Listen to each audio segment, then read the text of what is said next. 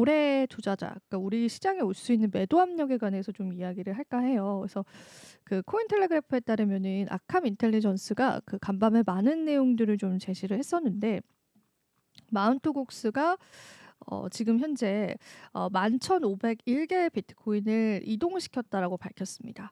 자, 이 중에 이제 893 비트코인, 7,800만 달러는 콜드 월렛으로, 나머지 만 개가 넘는 비트코인은 이게 약 9억 2,900만 달러예요. 요거는 이제 체인지 월렛으로 전송이 됐고, 이는 이제 이달 들어서 세 번째 대규모 전송이고, 이제 마이크로곡스가 이제 해킹 사건이 있었잖아요. 해킹 사건이 있고 나서 그 해킹 때 그 피해받았던 그 코인을 그 해킹 피해자들한테 돌려줬어요. 근데 이제 그 규모 자체가 좀 엄청나기 때문에 시장에서는 요게 이제, 여러분은 어떠실까요? 만약에 내가 비트코인을, 만약에 이건 진짜 가정입니다. 업비트에서 가지고 있었어요, 하나를. 근데 업비트가 해킹을 당했어요. 그래서 갑자기 내 자산이 동결이 됐다가 한 5년 뒤에 업비트에서 요거를 돌려줬어요. 그러면은 비트코인의 가치가 엄청 만약에 올랐다고 가정을 한다면, 여러분들은 바로 파실 겁니까? 아니면은 계속 가지고 있을 겁니까? 자, 이 논란이 있었죠. 근데 이제 지금 팔고 있는 물량도 적지 않다라는 내용이에요. 그래서 실제로 이달 들어서 세 번째 대규모 전송으로 3월 6일에는 12,000 비트코인, 3월 11일에는 11,833 비트코인을 각각 이동시킨 바가 있다고 했습니다.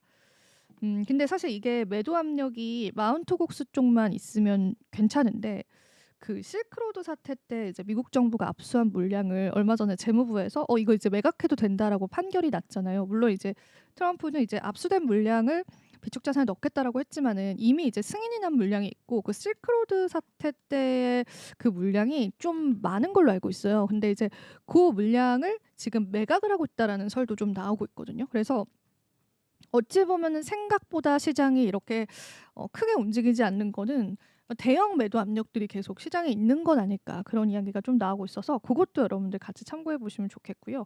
아캄에 따르면 현재 마운트 곡스가 보유 중인 비트코인 잔액은 35,000 비트코인으로 달러 기준으로 약 31억 달러에 달합니다. 이거 하나로 환산하면 어마어마한 금액이 나오죠.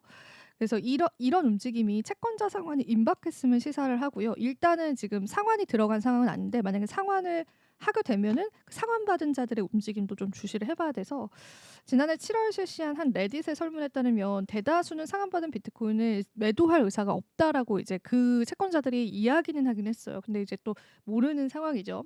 근데 그 타임라인을 조금 앞으로 돌아가서 말씀을 해드리자면, 마운트 곡스는 이제 거래소입니다. 2014년 2월에 약 85만 비트코인을 도난당한 후에 파산을 했고요.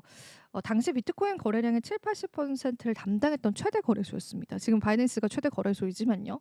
이후 도쿄 법원은 신탁관리인을 임명해서 상환 절차를 진행을 했고, 지난해 10월 달에 2025년 10월 31일로 1년간 상환 기간을 연기를 한 바 있습니다. 그리고 이 마운트곡스 지갑을 계속 추적을 해보니까 10만 달러 돌파한 이후에 2만 4천 비트코인 이상을 미확인 지갑으로 이동시킨 기록이 있기 때문에 요 매도 압력들이 좀 시장에 나오지 않을까, 그런 게 또 시장의 리스크다고 보시면 됩니다. 그리고 요것도 이제 마지막으로 알려드릴 이야기인데요. 이 고래들의 지갑에 관해서도 좀 얘기를 나눠볼까 해요. 최근에 비트코인 가격이 반등을 좀 나타내고 있는데, 이 대형 고래들의 지갑이 대규모의 매수에 좀 나서고 있다라는 그런 분석이 또 나오고 있어요. 그래서 아캄 인텔리전스의 또 정보입니다. 한 비트코인 고래가 24일 오전에 바이낸스에서 약 2,400 비트코인, 약 2억 달러 규모를 출금했다고 밝혔고요. 이 고래 같은 경우에는 지난 2월 달 비트코인이 10만 달러에서 8만 6천 달러 구간일 때 일부 매도를 했고, 현재 총 15,000 비트코인 이상을 보유 중이다라고 합니다. 그리고 또 이와 동시에 무려 8년 동안 움직임이 없었던 또 다른 고래도 비트코인을 한 번에 이동시키면서 주목을 끌었습니다. 이 지갑을 추적을 해봤더니 2017년 초에 가지고 있던 건데, 정말 오랜만에 그 지갑을 움직였습니다. 이 같은 대규모의 비트코인 이동을 최근에 이제 코인게코에 따르면 비트코인이 7일 동안 4% 넘게 상승을 했고, 그 다음에 이제 8만 8천까지 회복이 됐었거든요.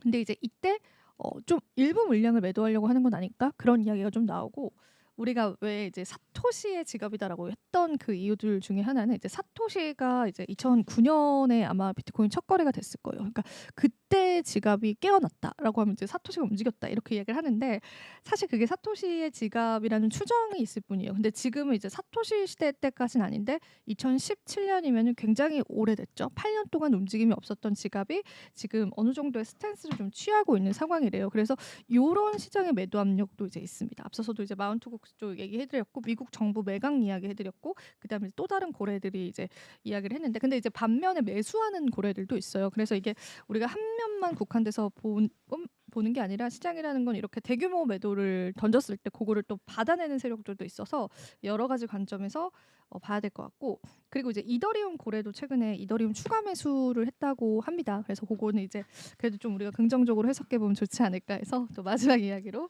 좀 가지고 왔습니다.